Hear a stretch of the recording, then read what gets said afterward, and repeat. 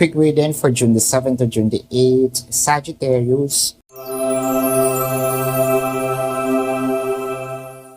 Your cards are the Two of Swords, the Two of Pentacles, and the Hierophant.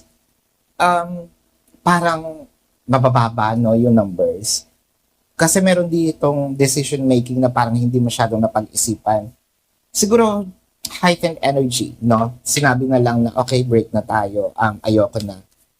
Pero, during the silence, nagkaroon ng pagmumuni-muni, siguro napag-isipan dito na mali pala yung decision ko or hindi ko dapat sinabi yon.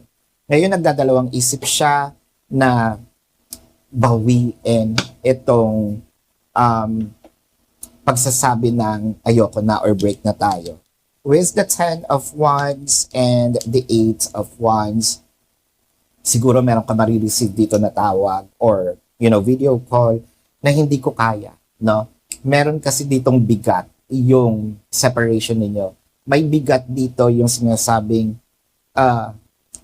iba yung experience ko, iba yung saya kapag kasama ka, no? So, harmony is here and apology is going to be heard from your person. So, this is your quick reading for June the 7th to June the 8th, Sagittarius. My name is Daphne, but spirit calls me bye-bye love.